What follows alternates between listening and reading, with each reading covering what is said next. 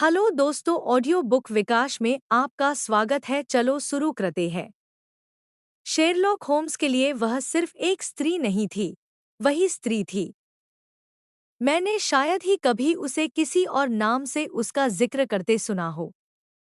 उसकी नज़रों में वह समस्त स्त्री जाति पर हावी और प्रकाशमान थी। यह नहीं था कि उसे आइरीन एडलर के लिए प्रेम जैसा कोई भाव था, बल्कि प्रेम सहित सभी भावनाएं, और विशेषकर यह भावना उसके ठंडे, सटीक, किंतु अद्भुत रूप से संतुलित मस्तिष्क के लिए घृणास्पद थी। मुझे तो यही लगता है कि वह दुनिया की सबसे परिपूर्ण तर्कशील और निरीक्षणशील मशीन था, लेकिन प्रेमी के रूप में वह स्वयं को एक झूठी स्थिति में रख देता। वह कोमल भावनाओं की बात कभी नहीं करता था, और अगर करता भी था तो व्यंग्य और तिरस्कार के साथ। उसके लिए वे बातें निरीक्षक के लिए उपयोगी थी, मनुष्य के उद्देश्यों और कृत्यों से पर्दा हटाने के लिए बेहतरीन साधन। लेकिन एक प्रशिक्षित तर्ककर्ता के लिए उन भावनाओं को अपने संवेदनशील और संतुलित स्वभाव में प्रवेश देने का अर्थ था एक ऐसा भ्रमकारी तत्व शामिल करना जो उसके समस्त मानसिक निष्कर्षों पर संदेह उत्पन्न कर सकता था।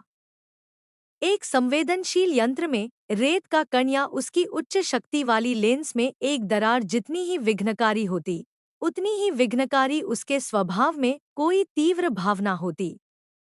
और फिर भी उसके लिए केवल एक ही स्त्री थी, और वह थी स्वर्गवासी आइरीन एडलर, जिसकी स्मृति संदिग्ध और अनिश्चित थी।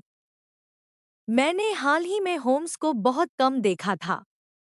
मेरी शादी ने हम दोनों को एक दूसरे से अलग कर दिया था। मेरी अपनी संपूर्ण प्रसन्नता और गृहस्थ जीवन के केंद्र में उत्पन्न होने वाले वे छोटे छोटे हित, जो किसी पुरुष को पहली बार अपने घर का स्वामी बनने पर घेर लेते हैं, उन्होंने मेरी सारी ऊर्जा खींच ली थी। जबकि होम्स, जिसे अपने पूरे बोहेमियन स्वभाव से समाज का कोई भी रूप पसंद नहीं था, अब भी बेकर स्ट्रीट के हमारे पुराने ठिकाने पर ही रह रहा था, अपने पुराने ग्रंथों में डूबा हुआ, और सप्ताह दर सप्ताह कोकीन और महत्वाकांक्षा के बीच झूलता हुआ, नशे की उनिंदगी और अपनी तीव्र जिज्ञासा की ज्वालामुखी ऊर्जा के बीच संघर्ष करता हुआ। वह अब भी अपराध के अध्ययन में पूरी तरह लिप्त था, और अपनी महान क्षमताओं और असाधारण निरीक्षण शक्ति को उन सुरागों के पीछे लगाने में व्यस्त था, उन रहस्यों को सुलझाने में जिन्हें आधिकारिक पुलिस ने असंभव मानकर छोड़ दिया था। कभी कभी मुझे उसकी गतिविधियों की कोई अस्पष्ट सी खबर मिलती, जैसे ट्रेपॉफ हत्या के मामले में ओडेसा बुलाए जाने की, या त्रिनकोमाली में एटकिंसन भाइयों की विचित्र त्रासदी को सुलझाने की, और अंततः हॉलैंड के शाही परिवार के लिए एक बेहद नाजुक और सफल मिशन की। इन समाचारों के अलावा, जो मुझे भी अन्य अखबार पढ़ने वालों की ही तरह मिलते थे, मैं अपने पुराने मित्र और साथी के बारे में अधिक नहीं जानता था। एक रात, यह 20 मार्च 1888 की बात है, मैं एक रोगी से लौट रहा था, क्योंकि अब मैं फिर से निजी चिकित्सा में लौट आया था, और मेरा रास्ता बेकर स्ट्रीट से होकर गुजरा। जैसे ही मैं उस दरवाजे के पास पहुंचा, जो मेरी स्मृति में हमेशा मेरे प्रेमकाल और ए स्टडी इन स्कारलेट की घटनाओं से जुड़ा रहेगा, मुझे होम्स से मिलने की तीव्र इच्छा हुई। मैं जानना चाहता था कि वह अब अपनी असाधारण क्षमताओं का उपयोग कैसे कर रहा है। उसके कमरे जगमगा रहे थे, और जैसे ही मैंने ऊपर देखा, मैंने देखा कि उसकी लंबी और दुबली आकृति पर्दे पर 2 बार एक काली छाया की तरह गुजरी। वह कमरे में तेजी से टहल रहा था, उत्साह में। उसका सिर झुका हुआ था और हाथ पीछे की ओर बंधे थे। मैं, जो उसके हर भाव और आदत से परिचित था, उसके इस हावभाव से सब कुछ समझ गया। वह फिर से काम पर लग चुका था। वह नशे की दुनिया से बाहर निकल चुका था और किसी नए रहस्य की खोज में पूरी लगन से जुट चुका था। मैंने घंटी बजाई और मुझे उस कमरे में ले जाया गया, जो पहले आंशिक रूप से मेरा भी था। उसका स्वागत करना अत्यधिक आत्मीय नहीं था। वह आम तौर पर ऐसा नहीं करता था, लेकिन मुझे लगता है कि वह मुझे देखकर प्रसन्न था। बिना कोई विशेष बात कहे, केवल एक स्नेहिल दृष्टि के साथ उसने मुझे एक आराम कुर्सी की ओर इशारा किया, सिगारों का डिब्बा मेरी ओर बढ़ाया और कोने में रखी शराब और सोडा मशीन की ओर इशारा किया। फिर वह आग के सामने खड़ा हो गया और अपनी विशेष आत्मविश्लेषी दृष्टि से मेरी ओर देखने लगा।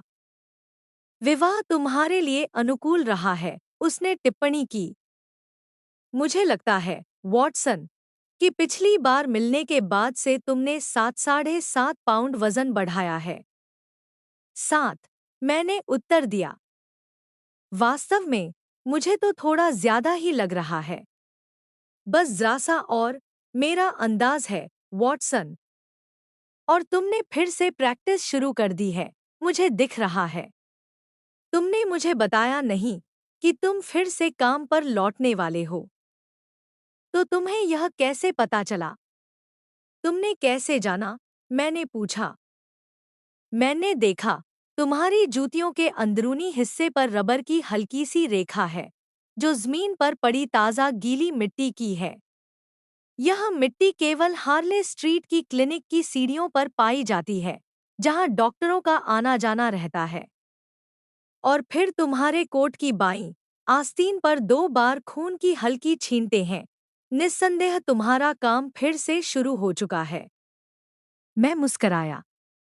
जब तुम्हारी यह विधि देखता हूँ, मैंने कहा, तो हमेशा सोचता हूँ कि यह कोई जादू है। मैं तुम जैसे नहीं सोच सकता। नहीं, तुम नहीं सकते, उसने शांतिपूर्वक उत्तर दिया। लेकिन तुम चमकदार आत्मा हो, वॉटसन। मेरे लिए तुम्हारा साथ सदा उपयोगी रहा है, और थोड़े से खामोश क्षणों में आनंददायक भी। मैं जानता हूँ, तुम अब किसी केस में हो, मैंने कहा। मैं तुम्हें पहचानता हूँ। अब बताओ, क्या यह फिर से कोई पेचीदा मामला है? पेचीदा, वह मुस्कराया। अत्यंत रोचक। उसमें एक राजा शामिल है। राजा? ठीक कहा, अब बैठो और सुनो। उसने अपने सिगार का एक कश लिया और अपनी लंबी, पतली उंगलियां एक दूसरे में फंसाकर अपने विशिष्ट अंदाज में कहानी सुनाने लगा, जैसे कोई शतरंज का खिलाड़ी अपनी चालों की व्याख्या करता हो। वॉटसन, कल रात एक व्यक्ति मेरे पास आया। उसने छद्म नाम लिया, काउंट वॉन क्रैम। परंतु उसके बोलने के ढंग और कुलीन चालढाल से मैं तुरंत जान गया कि वह कोई सामान्य जर्मन कुलीन नहीं है। उसकी चिंता असाधारण थी। वह बार-बार इधर-उधर देखता, मानो कोई उसका पीछा कर रहा हो। क्या वह कोई खतरनाक व्यक्ति है? मैंने पूछा। नहीं, होम्स बोला, वह एक अत्यंत शक्तिशाली व्यक्ति है, और उसका डर भी उतना ही बड़ा है। वह बोहेमिया का राजा है। बोहेमिया का राजा? मैंने विस्मित होकर कहा। हाँ, वही। और उसका संकट भी शाही है। कहानी का केंद्र वही है, और एक स्त्री। और कौन हो सकती है वह स्त्री? होम्स की आंखों में एक तेज चमक आई और उसने धीरे से कहा, आइरीन एडलर। पूरा हिंदी अनुवाद। भाग 2, अ स्कैंडल इन बोहेमिया, शेरलॉक होम्स। मैं देख रहा हूँ। मैं इसका निष्कर्ष निकालता हूँ। क्या मैं नहीं बता सकता कि तुम हाल ही में बहुत भीगते रहे हो, और तुम्हारे यहाँ एक बेहद लापरवाह और बेढंगा नौकरानी लड़की काम करती है? मेरे प्रिय होम्स, मैंने कहा, अब यह कुछ ज्यादा हो गया। अगर तुम कुछ शताब्दियां पहले पैदा हुए होते तो जरूर जला दिए जाते। यह बात सही है कि मैं गुरुवार को ग्रामीण क्षेत्र में टहलने गया था और बुरी तरह गंदा होकर लौटा था, लेकिन मैंने तो कपड़े बदल लिए हैं। तुमने यह कैसे जाना? और रही मेरी नौकरानी मेरी जेन की बात, वह तो सचमुच सुधार के बाहर है, और मेरी पत्नी ने उसे छुट्टी दे दी है। पर यह बात भी तुमने कैसे पता की? वह धीमे से मुस्कराया और अपनी लंबी, बेचैन उंगलियों को आपस में रगड़ता रहा। यह तो बिल्कुल सीधी सी बात है, उसने कहा। मेरी आंखें मुझे बताती हैं कि तुम्हारे बाएं जूते के अंदरूनी हिस्से में, जहां आग की रोशनी पड़ रही है, चमड़े पर 6 लगभग समांतर खरोंचे हैं। स्पष्ट है कि ये निशान किसी ऐसे व्यक्ति द्वारा किए गए हैं जिसने बहुत लापरवाही से तलवों के किनारों से सूखी मिट्टी साफ करने की कोशिश की है। इसलिए तुम देख ही रहे हो, मैंने 2 निष्कर्ष निकाले। एक, कि तुम बुरे मौसम में बाहर गए थे, और दूसरा, कि तुम्हारे पास एक बुरी तरह से काम करने वाली लंदन की नौकरानी है। जहां तक तुम्हारे पेशे की बात है, अगर कोई सज्जन मेरे कमरे में आयोडोफॉर्म की गंध के साथ आते हैं, उनके दाएं हाथ की तर्जनी पर चांदी के नाइट्रेट का काला निशान है, और उनकी टॉप हैट के दाईं ओर उभार है जिससे यह पता चलता है कि उन्होंने अपना स्टेथोस्कोप वहां छिपाया है, तो फिर अगर मैं यह न समझूं कि वह चिकित्सक हैं, तो मैं सचमुच बहुत ही मूर्ख हूं। मैं उसकी इस आसानी से की गई व्याख्या पर हंसे बिना न रह सका। जब मैं तुम्हारी दलीलें सुनता हूँ, मैंने टिप्पणी की, तो मुझे हमेशा यह सब इतना हास्यास्पद रूप से आसान लगता है कि मुझे लगता है मैं भी यह कर सकता हूँ। मगर हर बार जब तुम कोई निष्कर्ष निकालते हो, मैं तब तक चकित रह जाता हूँ जब तक तुम उसे समझा न दो। और फिर भी मुझे लगता है कि मेरी आंखें तुम्हारी तरह ही अच्छी हैं। बिल्कुल सही, उसने उत्तर दिया, सिगरेट सुलगाते हुए और आराम कुर्सी में बैठते हुए। तुम देखते हो, पर निरीक्षण नहीं करते। यही फ़र्क है। उदाहरण के लिए, तुमने कई बार उस सीढ़ी को देखा होगा जो हॉल से इस कमरे की ओर जाती है। कई बार। कितनी बार? शायद सैकड़ों बार। तो फिर वहाँ कितनी सीढ़ियाँ हैं? कितनी? मुझे नहीं पता। बिल्कुल। तुमने निरीक्षण नहीं किया, जबकि देखा है। यही मेरी बात है। अब मुझे पता है कि वहाँ 17 सीढ़ियाँ हैं, क्योंकि मैंने उन्हें देखा भी है और निरीक्षण भी किया है। वैसे, चूंकि तुम्हें इन छोटी-छोटी पहेलियों में रुचि है, और चूंकि तुम मेरे कुछ मामूली अनुभवों का विवरण लिखते रहते हो सकता है यह तुम्हें रुचिकर लगे। उसने मेज पर पड़े एक गाढ़े गुलाबी रंग के नोटपेपर को मेरी ओर फेंक दिया। यह अभी आखिरी डाक में आया है, उसने कहा। इसे जोर से पढ़ो। वह नोट बिना तारीख, हस्ताक्षर और पते के था। आज रात ठीक 8 बजे से 15 मिनट पहले एक सज्जन आपसे मिलने आएंगे, जो एक अत्यंत महत्वपूर्ण विषय पर आपकी सलाह लेना चाहते हैं। आपने हाल ही में यूरोप के एक शाही परिवार के लिए जो सेवाएं दी हैं, उन्होंने यह सिद्ध कर दिया है कि आप ऐसे व्यक्ति हैं जिन पर अत्यंत संवेदनशील मामलों में भी पूर्ण विश्वास किया जा सकता है। यह विवरण हमें हर दिशा से प्राप्त हुआ है। कृपया उस समय अपने कमरे में उपस्थित रहें, और यदि आपका आगंतुक नकाब पहनकर आए, तो इसे अनुचित न समझें। यह तो वाकई रहस्यमय है, मैंने कहा। तुम्हारा क्या अनुमान है? मेरे पास अभी कोई तथ्य नहीं है। तथ्यों के बिना अनुमान लगाना एक भारी भूल है। इससे हम अनजाने में तथ्यों को अपने सिद्धांतों के अनुरूप मोड़ने लगते हैं, जबकि हमें सिद्धांतों को तथ्यों के अनुरूप ढालना चाहिए। पर अब इस नोट को ही देखो। तुम इससे क्या निष्कर्ष निकालते हो? मैंने सावधानी से लेखनी और उस कागज को देखा जिस पर यह लिखा गया था। जिस आदमी ने इसे लिखा है वह संभवतः कोई समृद्ध व्यक्ति है, मैंने कहा, होम्स की शैली की नकल करने की कोशिश करते हुए। ऐसा कागज आधे क्राउन से कम में नहीं मिलता होगा। यह बहुत मजबूत और सख्त है। अनोखा, बिल्कुल यही शब्द चाहिए था, होम्स ने कहा। यह कोई इंग्लिश कागज नहीं है। इसे जरा रोशनी की तरफ उठाओ। मैंने वैसा ही किया और देखा कि कागज में बुनावट के अंदर एक बड़ा ई, छोटा जी, फिर पी, और फिर बड़ा जी व छोटा टी उकेरा हुआ है।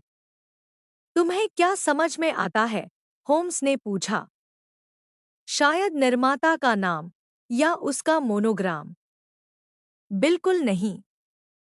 ये जी और छोटा टी का मतलब है जेसेलशाफ्ट, जर्मन में, जिसका मतलब होता है कंपनी।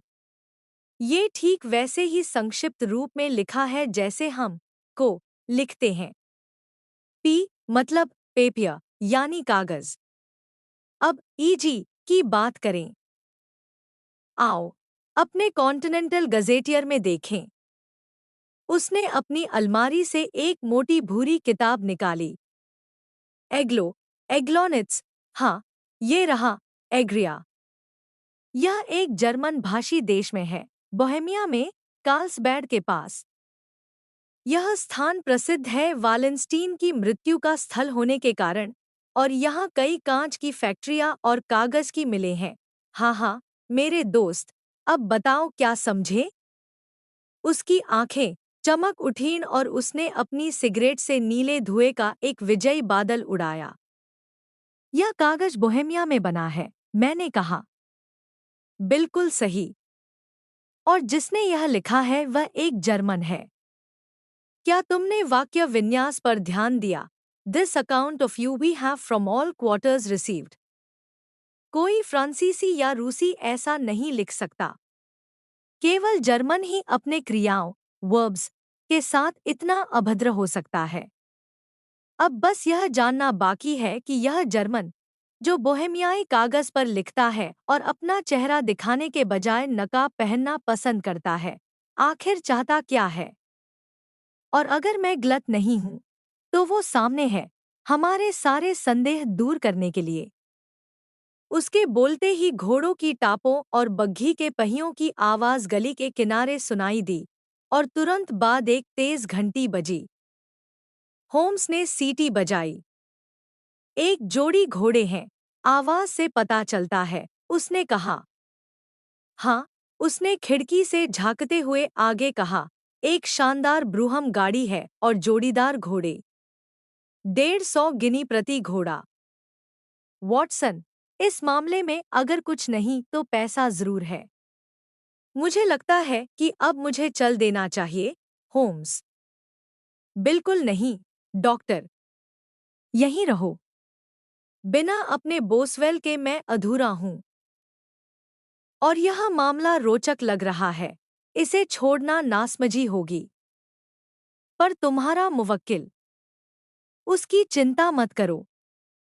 हो सकता है मुझे तुम्हारी मदद की जरूरत पड़े, और शायद उसे भी। लो, वो आ रहा है। उस आराम कुर्सी में बैठ जाओ, डॉक्टर, और पूरी तवज्जो से सुनो। सीढ़ियों और गलियारे में एक धीमी और भारी कदमों की आवाज सुनाई दी, फिर दरवाजे के ठीक बाहर वह रुक गई। इसके बाद एक गंभीर और अधिकारपूर्ण दस्तक। अंदर आइए, होम्स ने कहा। एक व्यक्ति अंदर आया जिसकी लंबाई 6 फीट 6 इंच से कम नहीं रही होगी। उसका शरीर और बाजू हरक्यूलिस जैसे थे। उसका पहनावा बहुत ही भव्य था, इतना कि इंग्लैंड में इसे बुरी पसंद या भड़कीलेपन का प्रतीक माना जाता। उसके डबल ब्रेस्ट कोट की बाहों और सामने के हिस्सों पर मोटे अस्ट्राखान फर की पट्टियां लगी थी, और उसके कंधों पर पड़ा गहरा नीला क्लोक चोगा अंदर से ज्वालारंगी रेशम से सिला गया था, जो गले में जड़े एक बड़े चमकते बेरिल रत्न वाले ब्रोच से बंधा था।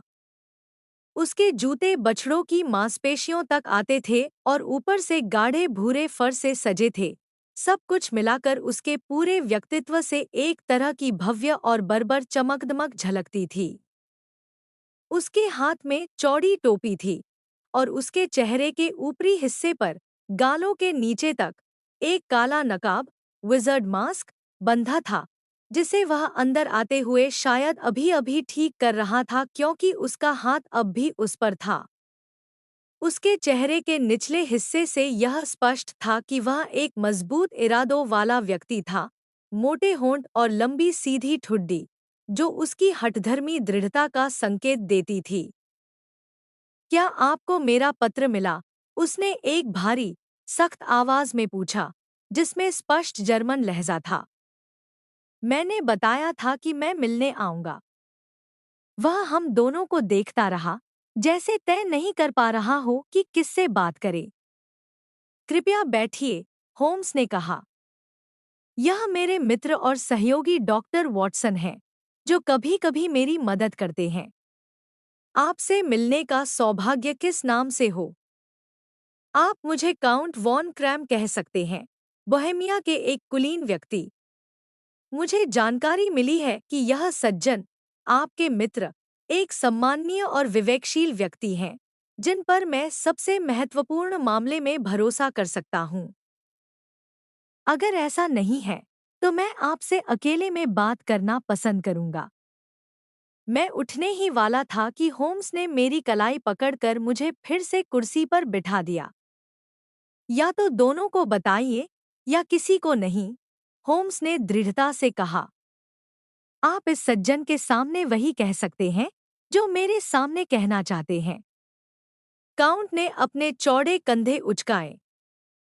तो फिर मुझे शुरुआत करनी ही होगी, उसने कहा। पर आप दोनों को 2 साल के लिए पूर्ण गोपनीयता की शपथ लेनी होगी। उसके बाद यह मामला कोई मायने नहीं रखेगा। फिलहाल, यह कहना अतिशयोक्ति नहीं होगी कि इसका यूरोपीय इतिहास पर प्रभाव पड़ सकता है। मैं वचन देता हूँ, होम्स ने कहा। और मैं भी, मैंने कहा। आप इस नकाब के लिए मुझे क्षमा करें, हमारे रहस्यमय आगंतुक ने आगे कहा। जिस महान व्यक्ति ने मुझे भेजा है, वह चाहता है कि आप मुझे पहचान न सकें। और मैं यह स्वीकार करता हूँ कि मैंने जो नाम अभी लिया, वह मेरा असली नाम नहीं है। यह बात मुझे पहले ही पता थी, होम्स ने सपाट स्वर में कहा। परिस्थितियां अत्यंत संवेदनशील हैं, आगंतुक बोला। और हमें हर सावधानी बरतनी होगी, ताकि कोई बड़ा कांड न हो जाए जो यूरोप के एक शाही परिवार को गंभीर संकट में डाल दे। स्पष्ट शब्दों में कहूं तो मामला जुड़ा है, और मस्टीन वंश से, जो बोहेमिया के वंशानुगत राजा है। यह भी मुझे पहले से पता है, होम्स ने अपनी कुर्सी में आराम से बैठते हुए आंखें बंद करते हुए कहा। हमारा आगंतुक थोड़ा चकित्सा होकर होम्स की ढीली-ढाली मुद्रा को देखता रहा, शायद उसे यूरोप के सबसे तेज और कुशल जासूस के रूप में किसी और रूप की अपेक्षा थी। होम्स ने धीरे से आंखें खोलीं और अपने विशालकाय ग्राहक की ओर थोड़ी अधीरता से देखा। अगर महामहिम कृपा कर अपना मामला प्रस्तुत करें, होम्स ने कहा, तो मैं आपको उचित सलाह दे सकूंगा। वह व्यक्ति अपनी कुर्सी से उछलकर उठा और कमरे में चक्कर काटने लगा। उसकी बेचैनी बेकाबू हो रही थी। फिर एक झटके में उसने नकाब फाड़कर जमीन पर फेंक दिया। तुम सही कह रहे हो, वह चिल्लाया, मैं ही राजा हूं। मैं इसे क्यों छिपाऊं? वास्तव में क्यों? होम्स ने हल्के स्वर में कहा। महामहिम कुछ कहे बिना ही मैं पहचान गया था कि मैं विल्हेम गोटसराइट सिगिस्मंड वॉन ऑर्मस्टीन, कैसल फेलस्टीन के ग्रैंड ड्यूक और बोहेमिया के वंशानुगत राजा से बात कर रहा हूँ। पर आप समझ सकते हैं, हमारे अतिथि ने कहा, एक बार फिर बैठते हुए और अपना हाथ अपने ऊंचे सफेद माथे पर फेरते हुए। आप समझ सकते हैं कि मैं ऐसे मामलों को अपने व्यक्तिगत रूप में संभालने का अभ्यस्त नहीं हूँ। लेकिन यह मामला इतना संवेदनशील था कि मैं इसे किसी एजेंट को सौंपने की हिम्मत नहीं कर सकता था। मैं गुप्त रूप से प्राग से यहाँ सिर्फ आपसे परामर्श करने आया हूँ। तो कृपया परामर्श दें, होम्स ने फिर से आंखें बंद करते हुए कहा। मामला संक्षेप में यह है, राजा ने कहना शुरू किया। 5 साल पहले, जब मैं वारसा में लंबी यात्रा पर था, मेरी मुलाकात एक प्रसिद्ध महिला से हुई, आइरीन एडलर। यह नाम आपको जरूर परिचित होगा। डॉक्टर, कृपया मेरी सूची में उसका नाम खोजिए, होम्स ने आंखें बंद किए हुए ही कहा।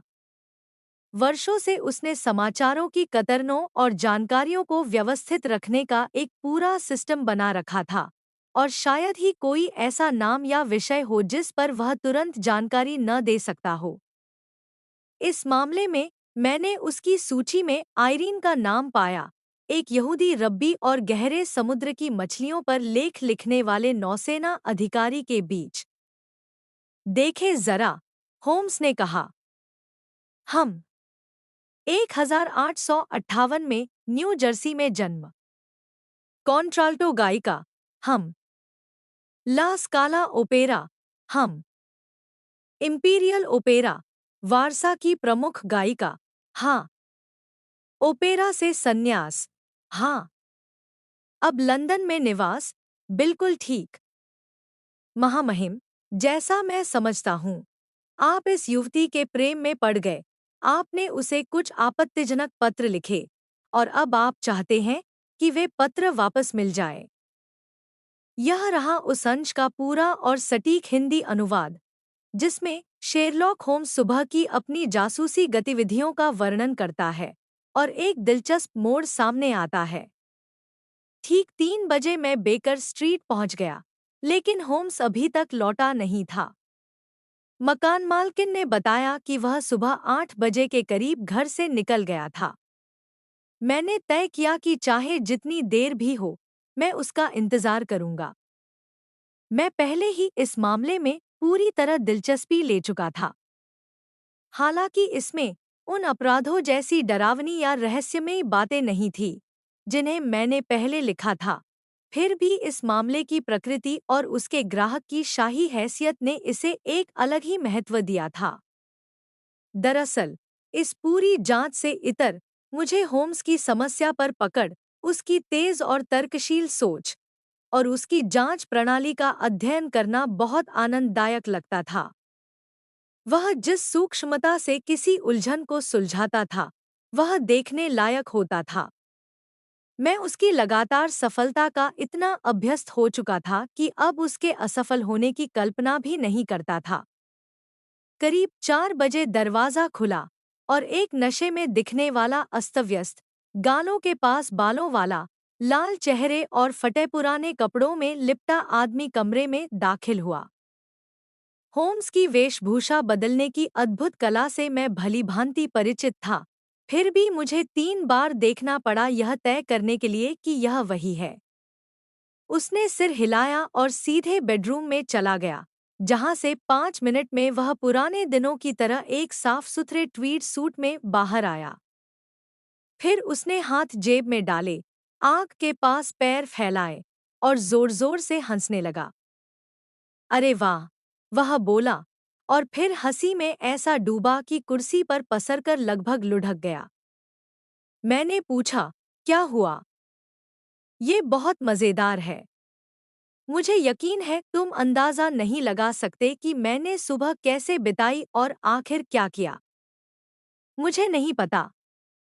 शायद तुमने मिस आइरीन एडलर के घर और उसकी दिनचर्या पर नज़र रखी? बिल्कुल। लेकिन जो हुआ, वह कुछ अलग ही था। मैं सुबह 8 बजे के थोड़ी देर बाद एक बेरोजगार घुड़सवार, गाड़ीवान, के भेष में निकला। घोड़े पालने वालों में जबरदस्त आपसी समझ और भाईचारा होता है। अगर तुम उनमें से बन जाओ, तो वे सब कुछ बता देंगे। जल्द ही मुझे ब्रायनी लॉज मिल गया। यह एक सुंदर सी 2 मंजिला विला है। पीछे बगीचा है, लेकिन सामने की ओर सड़क तक बना हुआ है। दरवाजे पर छब लॉक लगा है। दाहिने तरफ एक बड़ा ड्राइंग रूम है, फर्श तक आने वाली खिड़कियों के साथ, और वही हास्यास्पद अंग्रेजी खिड़की ताले, जिन्हें कोई बच्चा भी खोल सकता है। पीछे की ओर कुछ खास नहीं था, सिवाय इसके कि पीछे की गलियारे की खिड़की तक कोच हाउस की छत से पहुंचा जा सकता था। मैंने चारों ओर घूमकर घर का निरीक्षण किया, लेकिन और कुछ विशेष नहीं दिखा। फिर मैं सड़क में घूमता हुआ नीचे चला गया और पाया कि जैसा मैंने सोचा था, वहाँ एक गली है जो बगीचे की दीवार के पास से जाती है और वहाँ अस्तबल है। मैंने वहां के अस्तबल वालों की मदद की, उनके घोड़ों को रगड़ने में, और बदले में मुझे 2 पैसे, आधा आधा बियर, 2 बार तंबाकू भरने को और मिस एडलर के बारे में भरपूर जानकारी मिली, और कई और लोगों के बारे में भी जिनमें मेरी कोई रुचि नहीं थी, लेकिन जिनकी जीवन कथाएं मुझे सुननी पड़ी। और आइरीन एडलर, मैंने पूछा। ओ, वहां के सारे मर्द उनके दीवाने हैं। उनके बारे में कहा जाता है कि वह धरती पर सबसे नाजुक और खूबसूरत औरत है जो टोपी पहनती है। वह बहुत शांत जीवन जीती है, संगीत कार्यक्रमों में गाती है, हर दिन 5 बजे सवारी पर निकलती है और ठीक 7 बजे वापस लौटती है। बाकी समय वह शायद ही कभी बाहर जाती है, सिवाय गायन के। उनके पास एक ही पुरुष आता है, लेकिन बहुत आता है, रोज 1 बार, कभी कभी 2 बार। वह है मिस्टर गॉडफ्री नॉर्टन, जो इनर टेम्पल के वकील हैं। देखा तुमने, एक गाड़ीवान से बात करने के क्या फायदे होते हैं? उन्हें वह आदमी कई बार वहां से ले जा चुका था और उसके बारे में सब जानते थे। जब मैंने उनसे सब कुछ सुन लिया, तो मैं ब्रायनी लॉज के पास घूमने लगा और अपनी योजना पर विचार करने लगा। गॉडफ्री नॉर्टन इस पूरे मामले में एक अहम किरदार लग रहा था। वह वकील था, यह थोड़ा खतरे की घंटी जैसी बात थी। उनके बीच क्या रिश्ता है? वह उसकी मुवक्किल है, मित्र है या प्रेमिका? अगर मुवक्किल है, तो हो सकता है कि वह फोटो अब उसके पास हो। अगर प्रेमिका है, तो शायद नहीं। यही तय करता कि मुझे ब्रायनी लॉज पर ध्यान केंद्रित करना चाहिए या उस आदमी के ऑफिस, चैम्बर्स पर। तभी एक है सम कैब, दोपहिया घोड़ा गाड़ी, ब्रायनी लॉज के सामने आकर रुकी और एक सुंदर व्यक्ति तेजी से उतरा। गहरा रंग, तीखी नाक, मूंछें, वही व्यक्ति जो मुझे बताया गया था। वह बहुत जल्दी में लग रहा था। गाड़ीवान को बोला, रुको, और नौकरानी को धकेलते हुए सीधे अंदर चला गया, जैसे यह उसका अपना घर हो। वह अंदर करीब आधे घंटे रहा। मैंने उसे खिड़की से देखा, वह कमरे में चक्कर काट रहा था, हाथ हिला हिलाकर जोश से बातें कर रहा था। आइरीन नहीं दिख रही थी। कुछ ही देर में वह बाहर निकला और पहले से भी ज्यादा घबराया हुआ लग रहा था। उसने कैब में चढ़ते ही अपनी जेब से सोने की घड़ी निकाली और गाड़ीवान को कहा, जैसे तूफान की तरह ले चलो, पहले ग्रॉस एंड हैंकी, रीजेंट स्ट्रीट, फिर सेंट मोनिका चर्च, एजवेर रोड। 20 मिनट में पहुंचा दिया तो आधा गिनी दूंगा। वे निकल गए। मैं सोच ही रहा था कि मुझे उनका पीछा करना चाहिए या नहीं, तभी गली से एक सुंदर लैंडो आ गया। कोचमैन की जैकेट आधी खुली थी, टाई कान के नीचे लटक रही थी और उसकी रकाबें लटक रही थी। वह अभी रुकी भी नहीं थी कि आइरीन घर से निकली और फुर्ती से उसमें बैठ गई। मैंने बस एक झलक देखी, लेकिन वह सचमुच बेहद सुंदर महिला थी। सेंट मोनिका चर्च, जॉन, वह बोली, 20 मिनट में पहुंचा दिया तो आधा सोवरेन दूंगी। यह तो बहुत शानदार मौका था, वॉटसन। मैं सोच रहा था दौड़कर पीछा करूं या उनकी बग्घी के पीछे लटक जाऊं, तभी एक खाली कैब आ गया। ड्राइवर ने मुझे 2 बार देखा। मेरी हालत देख सोच रहा होगा यह क्या ग्राहक है, लेकिन मैं तुरंत कूद गया और बोला, सेंट मोनिका चर्च, और 20 मिनट में पहुंचा तो आधा सोवरेन। उस समय 12 बजने में 25 मिनट बचे थे और मुझे साफ हो गया था कि माजरा क्या है। मेरा कैब चालक तेज चला, शायद अब तक का सबसे तेज। लेकिन जब हम पहुंचे, तो वे पहले ही आ चुके थे। कैब और लैंडो दोनों चर्च के सामने खड़े थे। मैंने भाड़ा दिया और चर्च के अंदर घुसा। भीतर कोई नहीं था, सिवाय उन 2 लोगों के जिनका मैंने पीछा किया था और एक पादरी के, जो सफेद वस्त्रों में था और शायद उनसे बहस कर रहा था। वे तीनों वेदी के सामने एक साथ खड़े थे। मैं धीरे से अंदर घूमा, जैसे कोई आम दर्शक हो। तभी अचानक वेदी पर खड़े तीनों लोगों ने मेरी ओर देखा और गॉडफ्री नॉर्टन मेरी ओर दौड़ते हुए आया। यह रहा पूरे अंश का हिंदी अनुवाद। शेरलॉक होम्स की योजना अब एक निर्णायक मोड़ पर है और घटनाएं तेजी से आगे बढ़ रही हैं। आइए जनाब, बस 3 मिनट बचे हैं, वरना शादी अवैध हो जाएगी। मैं लगभग खींचता हुआ वेदी तक ले जाया गया और जब तक मैं संभल पाता, तब तक मैं कान में फुसफुसाए गए जवाब दोहराते जा रहा था, जिनके बारे में मुझे कुछ पता भी नहीं था, और यूं ही कुछ कहकर यह सुनिश्चित कर रहा था कि आइरीन एडलर, अविवाहित महिला, और गॉडफ्री नॉर्टन, कुंवारे पुरुष का विवाह वैध रूप से हो जाए।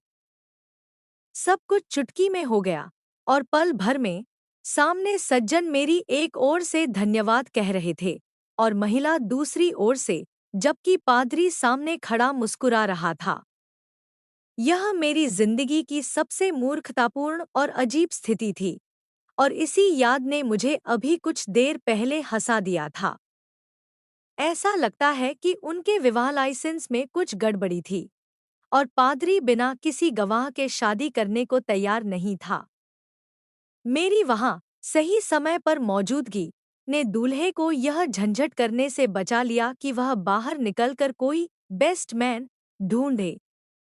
दुल्हन ने मुझे एक सोवरेन, सोने का सिक्का, दिया और मैंने तय किया है कि इसे मैं अपनी घड़ी की चेन में यादगार के रूप में पहनूंगा।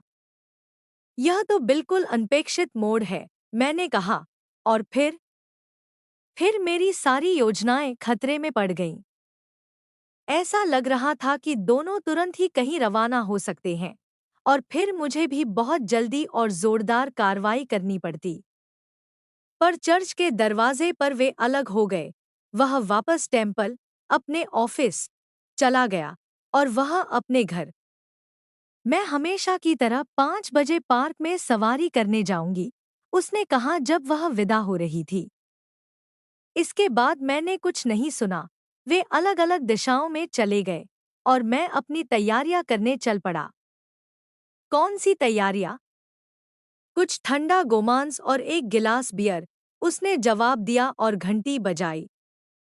मैं इतना व्यस्त रहा कि खाना खाने का भी वक्त नहीं मिला, और आज रात और भी व्यस्त रहने वाला हूँ। वैसे डॉक्टर, मुझे आपकी मदद चाहिए। मुझे खुशी होगी। क्या आपको कानून तोड़ने से आपत्ति है? जरा भी नहीं। या गिरफ्तारी का खतरा? अगर उद्देश्य नेक हो तो बिल्कुल नहीं। तो उद्देश्य नेक है तो फिर मैं आपका आदमी हूं। मुझे पहले से भरोसा था कि मैं आप पर निर्भर कर सकता हूं। लेकिन आप चाहते क्या हैं? जब मिसेस टर्नर ट्रे लेकर आ जाएंगी, मैं सब स्पष्ट कर दूंगा। अभी उसने हमारी मकान मालकिन के दिए हुए सादे भोजन की ओर भूखेपन से मुड़ते हुए कहा। मैं खाते खाते ही समझा देता हूं, क्योंकि समय बहुत कम है। अब 5 बजने वाले हैं।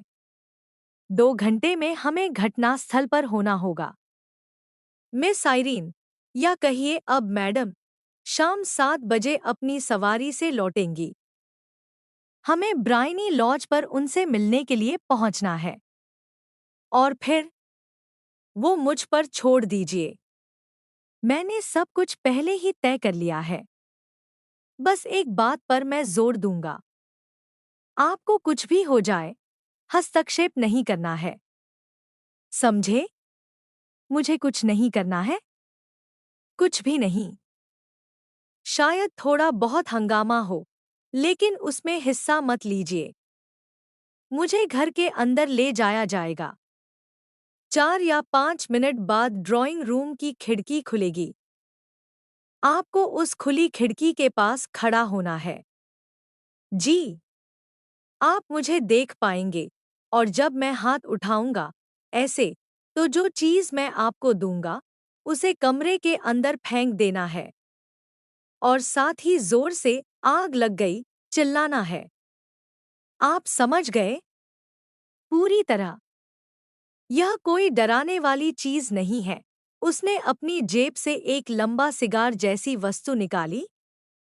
यह एक आम प्लम्बर का धुआं छोड़ने वाला रॉकेट है, जिसके दोनों सिरे पर टोपी लगी है, जिससे यह खुद ब खुद जल उठे। आपका काम बस इतना है कि उसे फेंक दें और आग का शोर करें। बाकी लोग भी यह सुनकर चिल्लाने लगेंगे। उसके बाद आप गली के कोने पर चले जाइए और मैं 10 मिनट में वहां आकर मिलूंगा। क्या सब स्पष्ट है? तो मुझे तटस्थ रहना है, खिड़की के पास जाना है, आपको देखना है। संकेत मिलते ही वस्तु अंदर फेंकनी है और आग का शोर करना है, फिर कोने पर मिलना है। बिल्कुल सही। तो आप मुझ पर पूरा भरोसा कर सकते हैं। शानदार। अब समय आ गया है कि मैं अपने नए रूप की तैयारी करूं। वह अपने बेडरूम में चला गया और कुछ ही मिनटों में एक सरलचित्त, सौम्य, गैर कैथोलिक पादरी के वेश में लौटा।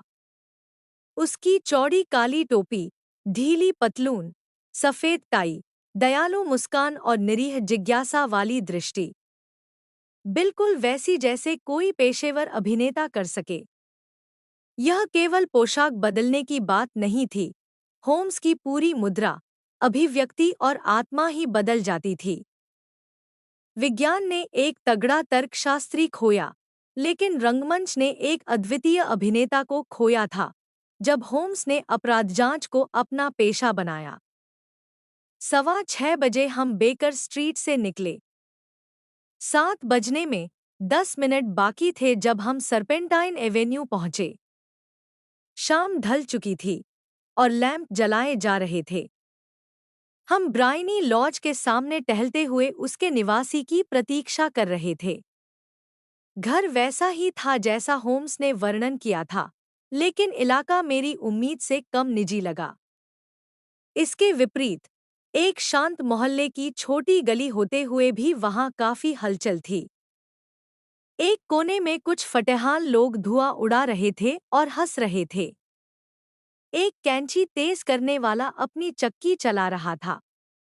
2 सैनिक एक आया लड़की से हंसी मजाक कर रहे थे और कुछ अच्छे कपड़े पहने युवक मुंह में सिगार दबाए इधर-उधर घूम रहे थे। यह रहा आपके दिए गए पूरे अंश का हिंदी में पूर्ण और सटीक अनुवाद। देख रहे हो, होम्स ने कहा जब हम उस घर के सामने टहल रहे थे, यह शादी तो मामला और भी आसान बना देती है। वह फोटोग्राफ अब दोधारी हथियार बन चुका है। अब संभावना यह है कि मिस आइरीन एडलर खुद भी नहीं चाहेंगी कि वह फोटोग्राफ मिस्टर गॉडफ्रे नॉर्टन को दिखाई दे, ठीक वैसे ही जैसे हमारे ग्राहक नहीं चाहते कि वह फोटो उनकी राजकुमारी की नज़रों में आए। अब सवाल है कि वह फोटोग्राफ है कहाँ? वाकई, कहाँ हो सकता है? यह तो लगभग तय है कि वह उसे अपने साथ लेकर नहीं घूमती होंगी। वह कैबिनेट साइज का है, किसी औरत के कपड़ों में आसानी से छिपाने लायक नहीं। उन्हें पता है कि राजा उस पर हमला करवा सकता है या उसकी तलाशी करवा सकता है।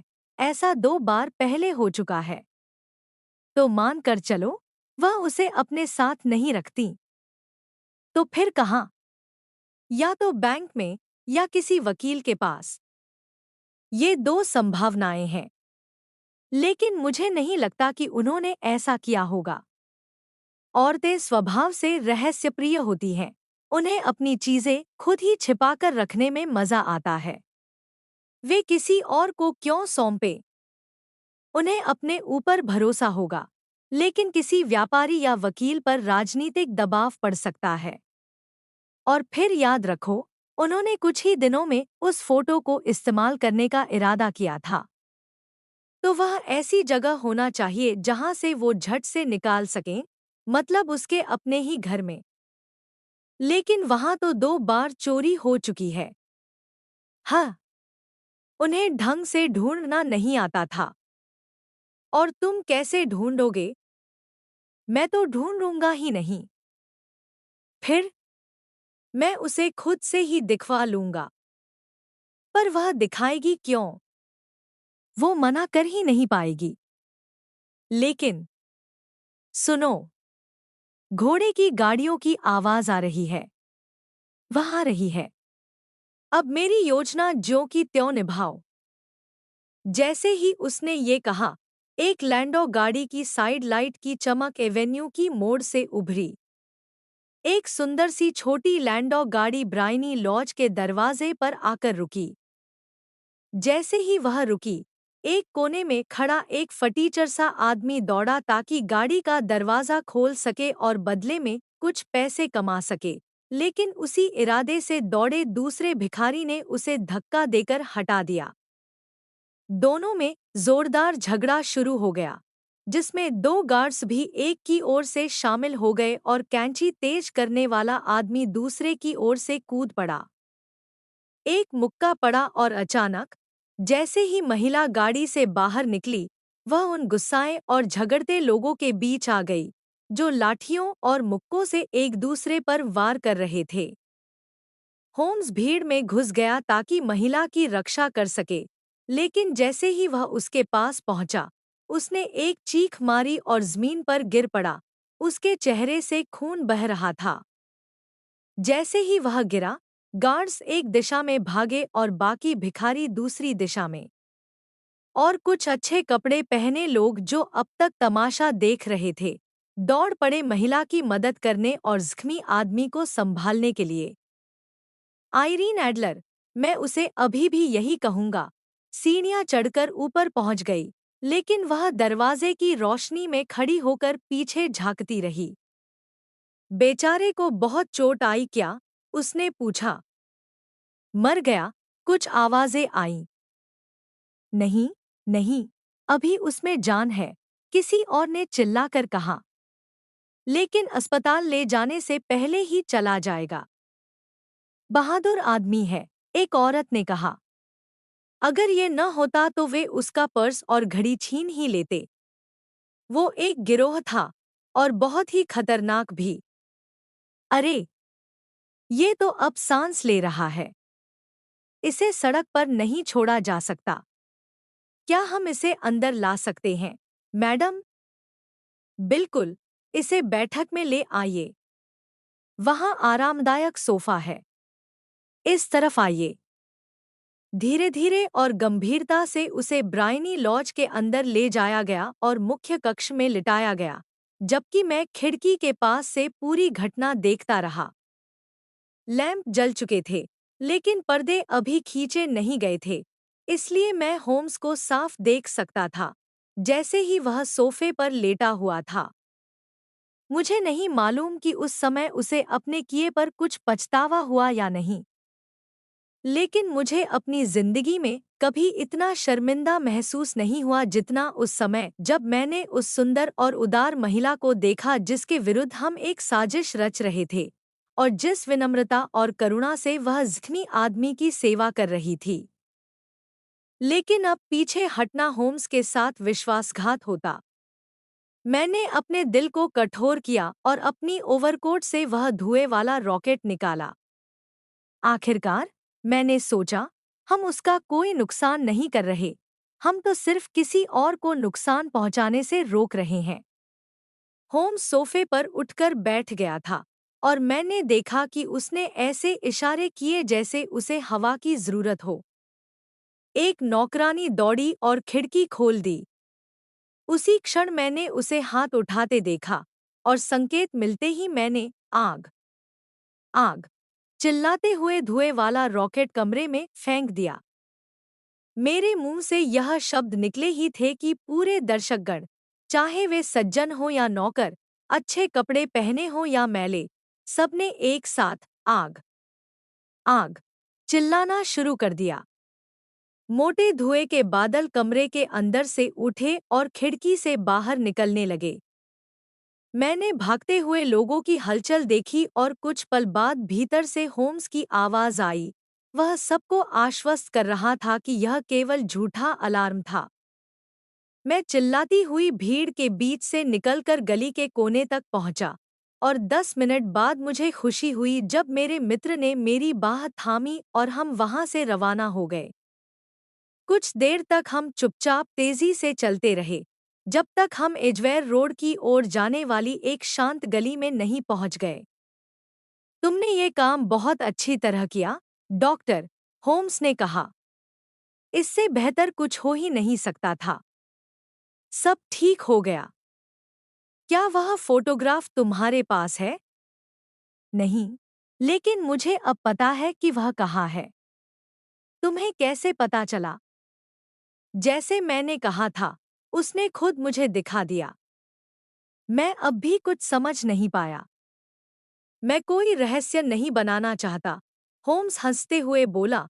मामला बहुत ही सरल था।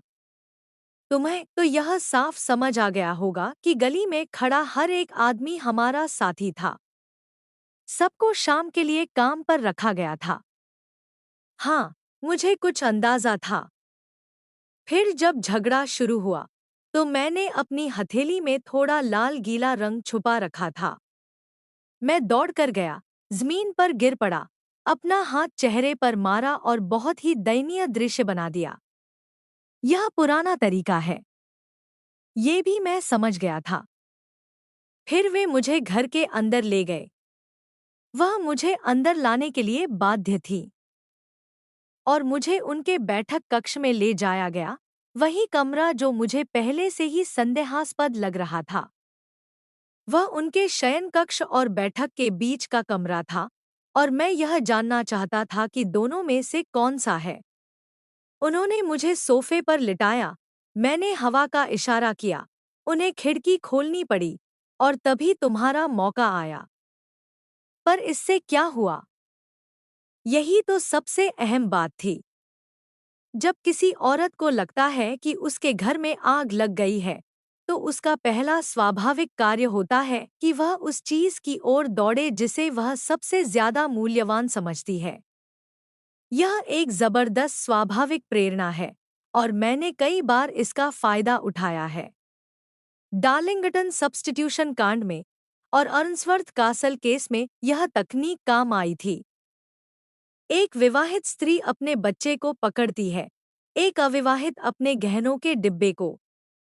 मुझे पक्का यकीन था कि उस महिला के पास उस फोटोग्राफ से कीमती घर में कुछ नहीं है। वह उसे लेने जरूर भागेगी। आग का अलार्म एकदम सटीक रहा। धुआं और हल्ला किसी के भी होश उड़ा सकता था। उसने पूरी तरह वही किया जो मुझे चाहिए था। वह फोटोग्राफ खींचने दौड़ी। वह बैठक में दाईं ओर की घंटी के खींचने वाले डोर के ऊपर एक छिपे हुए पैनल में रखा है। वह तुरंत वहां पहुंची और जब उसने आधा फोटो निकाला, मैंने झूठा अलार्म चिल्ला दिया। वह फोटो को वापस रखकर रॉकेट की ओर देखती हुई कमरे से बाहर भाग गई और मैं तब से उसे नहीं देख पाया हूं। मैं उठा, बहाना बनाया और घर से निकल गया। मैंने सोचा कि अभी ही जाकर फोटोग्राफ निकाल लूं, लेकिन कोचवान घर में आ गया और वह मुझे बड़ी गहराई से देख रहा था, इसलिए बेहतर यही लगा कि थोड़ा इंतजार करूं। जल्दबाजी से सब कुछ खराब हो सकता था। अब आगे क्या? मैंने पूछा। हमारी खोज लगभग पूरी हो चुकी है। कल मैं राजा के साथ वहां जाऊंगा और तुम्हें भी चलना है अगर चाहो। हमें बैठक में बैठाकर उनका इंतजार करने को कहा जाएगा, लेकिन संभव है कि जब वह आए तो उन्हें न हम दिखें, न वह फोटोग्राफ। हो सकता है राजा को खुद अपने हाथों से वह चीज हासिल करने में संतोष मिले। और तुम लोग कब जाओगे? सुबह 8 बजे। वह उस समय तक उठी नहीं होंगी, तो हमें पूरा समय मिलेगा। और हमें जल्दी करनी भी होगी। यह शादी उनके जीवन और आदतों में बहुत बदलाव ला सकती है। मुझे तुरंत राजा को तार भेजना होगा। हम लोग बेकर स्ट्रीट पहुंच चुके थे और दरवाजे के पास रुके थे। होम्स अपनी जेबों में चाबी ढूंढ रहा था कि तभी कोई पास से गुजरा और बोला, शुभ रात्रि, मिस्टर शेरलॉक होम्स। उस समय फुटपाथ पर कुछ लोग थे, लेकिन यह बात एक दुबलेपतले युवक ने कही, जो एक अल्स्टर कोट पहने हुए तेजी से आगे निकल गया। मैंने ये आवाज पहले भी सुनी है, होम्स ने कहा और धुंधली गली की ओर घूरता रहा। अब सोच रहा हूं कि आखिर वह शख्स कौन हो सकता है। उस रात मैं बेकर स्ट्रीट पर ही सोया और अगली सुबह हम टोस्ट और कॉफी में व्यस्त थे कि बोहेमिया का राजा कमरे में दौड़ता हुआ आया। क्या आपको वह वाकई मिल गया है? वह चिल्लाया, शेरलॉक होम्स के दोनों कंधे पकड़कर उत्सुकता से उसके चेहरे में झांकते हुए। अभी नहीं। लेकिन आपको उम्मीद है? हाँ, मुझे उम्मीद है। तो चलिए। मैं तो बेचैनी से चलने के लिए तैयार हूँ। हमें एक घोड़ा गाड़ी चाहिए। नहीं, मेरी ब्रूम गाड़ी नीचे तैयार है। तो फिर मामला और आसान हो गया। हम नीचे उतरे और एक बार फिर ब्रायनी लॉज की ओर रवाना हुए। आइरीन एडलर की शादी हो गई है, होम्स ने टिप्पणी की। शादी? कब? कल। पर किससे? एक अंग्रेज वकील से, नाम है नॉर्टन। लेकिन वह उससे प्यार नहीं करती होगी। मुझे उम्मीद है कि करती है। और यह उम्मीद क्यों? क्योंकि इससे आपके महामहिम को भविष्य में किसी भी प्रकार की परेशानी से बचाव हो जाएगा। अगर वह अपने पति से प्रेम करती है, तो फिर वह महामहिम से प्रेम नहीं करती। और अगर वह महामहिम से प्रेम नहीं करती, तो फिर महामहिम की योजनाओं में दखल देने का कोई कारण नहीं रहेगा। यह बात तो सही है। और फिर भी, खैर, काश वह मेरी हैसियत की होती। क्या ही शानदार रानी बनती। वह फिर एक गहरे विचारों में डूब गया और हम तब तक खामोश रहे जब तक हम सर्पेंटाइन एवेन्यू नहीं पहुंच गए। ब्रायनी लॉज का दरवाजा खुला था और सीढ़ियों पर एक अधेड़ उम्र की महिला खड़ी थी। जब हम ब्रूम गाड़ी से उतरे तो उसने व्यंग्यपूर्ण निगाहों से हमें देखा। मिस्टर शेरलॉक होम्स, मेरा ख्याल है, उसने कहा। हाँ, मैं ही होम्स हूँ, मेरे साथी ने जवाब दिया, उसे सवालिया और कुछ चौंकी हुई निगाहों से देखते हुए। वास्तव में? मेरी मालकिन ने कहा था कि शायद आप आने वाले हैं। वह आज सुबह अपने पति के साथ 5:15 की चारिंग क्रॉस से रवाना हो गई, कॉन्टिनेंट की ओर। क्या कहा? शेरलॉक होम्स एकदम पीछे हट गया, उसके चेहरे का रंग फीका पड़ गया, जैसे उसे गहरा धक्का लगा हो और वह हैरान रह गया हो। क्या आप कहना चाहती हैं कि वह इंग्लैंड छोड़ चुकी हैं? अब कभी नहीं लौटेंगी। और वो कागजात? राजा ने भर्राई आवाज में पूछा। सब कुछ खत्म हो गया। देखते हैं, होम्स ने कहा। वह नौकर को धक्का देकर आगे बढ़ा और ड्राइंग रूम में घुस गया। उसके पीछे राजा और मैं भी चल पड़े। कमरे का फर्नीचर बिखरा पड़ा था, शेल्फें खाली कर दी गई थी और दराजें खुली थी, मानो महिला ने भागने से पहले जल्दी जल्दी सब कुछ उलट-पलट दिया हो।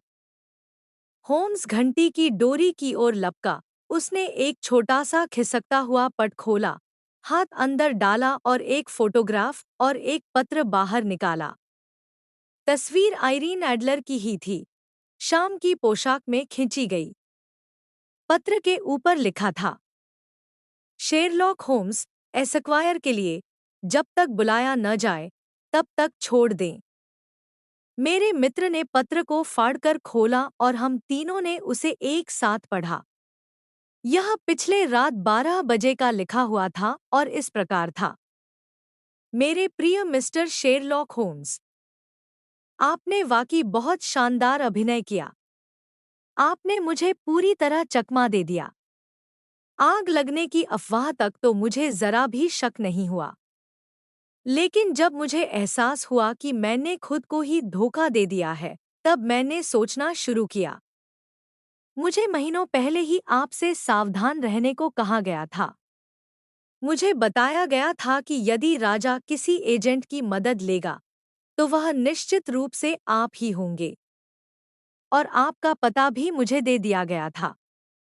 फिर भी, इन सब के बावजूद, आपने मुझसे वह जान लिया जो आप जानना चाहते थे। जब मुझे आप पर शक हुआ भी, तब भी आपके उस प्यारे, दयालु पादरी के रूप में बुराई सोचना मुश्किल था। लेकिन आपको पता है, मैंने खुद अभिनय की शिक्षा ली है। पुरुषों का वेश पहनना मेरे लिए नया नहीं है। मैं अक्सर उस स्वतंत्रता का फायदा उठाती हूँ, जो यह रूप देता है। मैंने अपने कोचवान जॉन को आपको देखने भेजा, खुद ऊपर गई, अपने वॉकिंग कपड़े पहने और ठीक उसी समय नीचे आ गई जब आप निकल ही रहे थे। खैर, मैंने आपका पीछा किया और आपके दरवाजे तक पहुंची, जिससे मुझे यह सुनिश्चित हो गया कि मैं वास्तव में प्रसिद्ध मिस्टर शेरलॉक होम्स की निगाह में हूँ। फिर मैंने शायद थोड़ी जल्दबाजी में आपको गुड नाइट कहा और टेम्पल चली गई अपने पति से मिलने। हम दोनों ने मिलकर सोचा कि इतनी चतुर चालबाजी करने वाले प्रतिद्वंदी से बचने का सबसे अच्छा उपाय है भाग जाना। इसलिए जब आप सुबह आएंगे, तो आपको घोंसला खाली मिलेगा। जहां तक फोटोग्राफ की बात है, तो आपके ग्राहक को निश्चिंत रहना चाहिए। मैं अब एक बेहतर पुरुष से प्रेम करती हूँ और वह भी मुझसे प्रेम करता है। राजा अब जो चाहे कर सकते हैं, मुझसे उन्हें अब कोई रुकावट नहीं होगी। उस महिला की ओर से, जिसे उन्होंने क्रूरतापूर्वक ठुकरा दिया था। मैं वह तस्वीर केवल अपनी सुरक्षा के लिए रखती हूँ। एक ऐसा अस्त्र जो मुझे भविष्य में किसी भी दबाव से बचा सकेगा। मैं एक तस्वीर छोड़ जाती हूँ, जो शायद राजा रखना चाहें। और अब मैं, प्रिय मिस्टर शेरलॉक होम्स, आपकी आइरीन नॉर्टन, पूर्व में आइरीन एडलर, आपकी सच्ची शुभचिंतक। आइरीन नॉर्टन, पूर्व में आइरीन एडलर। क्या ही स्त्री थी! ओह, क्या ही स्त्री थी! बोहेमिया का राजा चिल्लाया, जब हम तीनों ने यह पत्र पढ़ लिया। क्या मैंने नहीं कहा था कि वह कितनी चतुर और दृढ़ संकल्प वाली है? क्या वह एक शानदार रानी नहीं बनती? क्या यह दुख की बात नहीं है कि वह मेरे स्तर की नहीं थी? जितना मैंने उस महिला को देखा है, होम्स ने ठंडे स्वर में कहा, वह वास्तव में महाराज, आपसे बहुत अलग स्तर की प्रतीत होती है।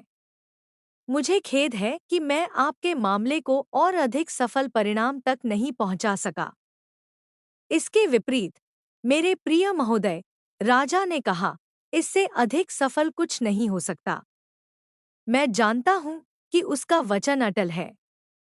अब वह फोटोग्राफ उतना ही सुरक्षित है जितना कि वह आग में होता। मुझे यह सुनकर खुशी हुई, महाराज। मैं आपके प्रति अत्यंत कृतज्ञ हूँ। कृपया बताइए कि मैं किस प्रकार आपको इनाम दे सकता हूँ। यह अंगूठी, उसने अपनी उंगली से एक पन्ने की सांप के आकार की अंगूठी निकाली और अपने हाथ की हथेली पर रखकर होम्स की ओर बढ़ा दी। महाराज के पास एक ऐसी चीज है, जिसकी मुझे इससे भी ज्यादा कीमत लगती है, होम्स ने कहा। बस उसका नाम लीजिए। वह फोटोग्राफ। राजा ने आश्चर्य से उसकी ओर देखा। आइरीन की तस्वीर, वह चौंका। बिल्कुल, यदि आप चाहें तो। महाराज का धन्यवाद। अब इस मामले में और कुछ शेष नहीं रहा। मुझे यह सौभाग्य प्राप्त हुआ कि मैं आपको शुभ प्रभात कह सकूं। होम्स ने झुककर प्रणाम किया और राजा द्वारा आगे बढ़ाया गया हाथ अनदेखा कर मेरी संगति में अपने कमरों की ओर बढ़ गया। और इस प्रकार एक बड़ा घोटाला, जो बोहेमिया के राज्य को प्रभावित कर सकता था, एक बुद्धिमान महिला की चतुराई के कारण टल गया और श्री शेरलॉक होम्स की सबसे उत्कृष्ट योजनाओं को मात दे दी गई। वह अक्सर स्त्रियों की चतुराई का मजाक उड़ाया करता था, लेकिन उसके बाद मैंने उसे कभी ऐसा कहते नहीं सुना।